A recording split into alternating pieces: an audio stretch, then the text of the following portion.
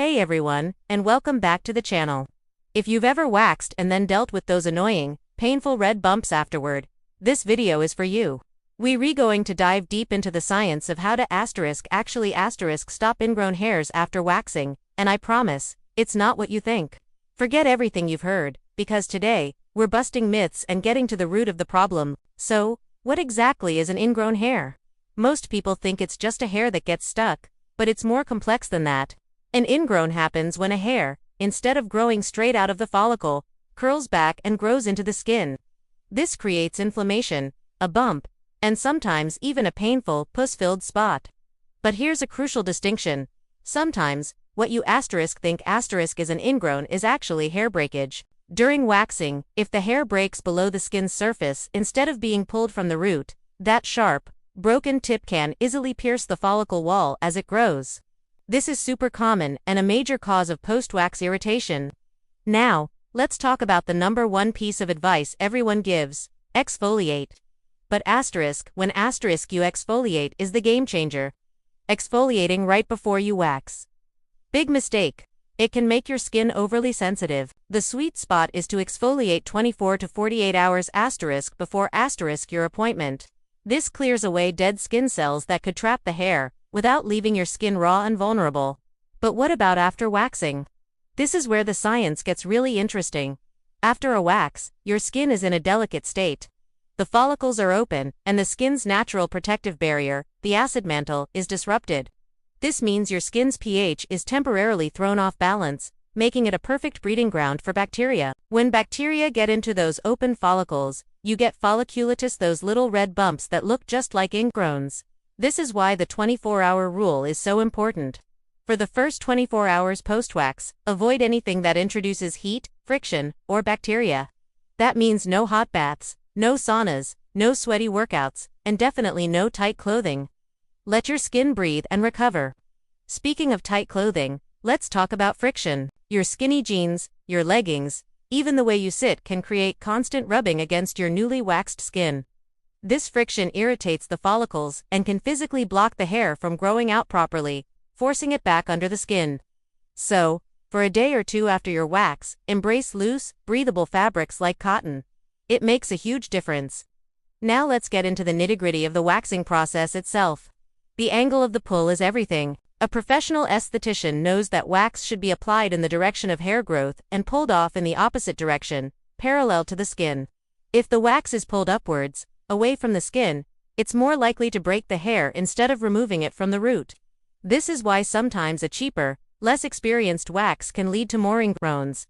Also, never, ever let someone double wax the same area in one session. It strips the skin, causes extreme irritation, and dramatically increases the risk of both breakage and inflammation. So, the first 24 hours are over. Now what? This is when post-wax care becomes your secret weapon. But wait, don't grab that harsh, grainy scrub. Over-exfoliating is just as bad as not exfoliating at all. It can create micro tears in the skin, leading to more inflammation and making it even harder for the hair to grow out. Instead, we need to be smart about it. Let's talk about chemical exfoliants. Ingredients like salicylic acid and glycolic acid are your best friends. Salicylic acid is oil-soluble, meaning it can get deep inside the follicle to dissolve the mix of sebum and dead skin cells that trap hairs. Glycolic acid works on the surface, melting the glue that holds dead skin cells together, allowing new, healthy skin to emerge. Look for these in gentle toners, serums, or pads specifically designed for post-wax care. Use them starting 48 hours after your wax, about 2 to 3 times a week. Another hero ingredient: natural enzymes. Things like pineapple and papaya enzymes offer a much gentler way to exfoliate.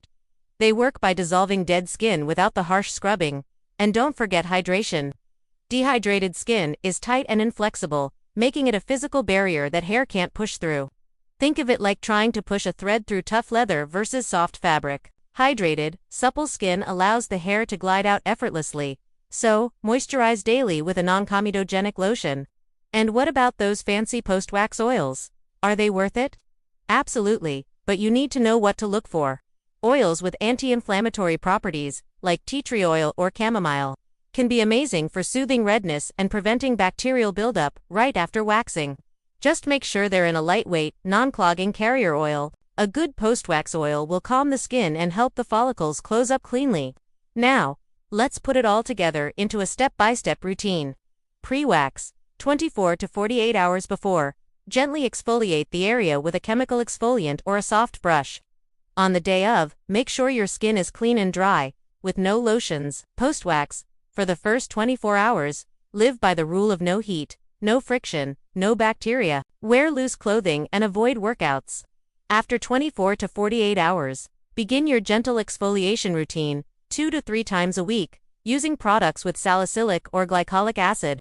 Every single day, moisturize the area to keep your skin hydrated and supple. This simple but consistent weekly maintenance is key to keeping your skin bump-free. I also want to touch on how this changes as we age.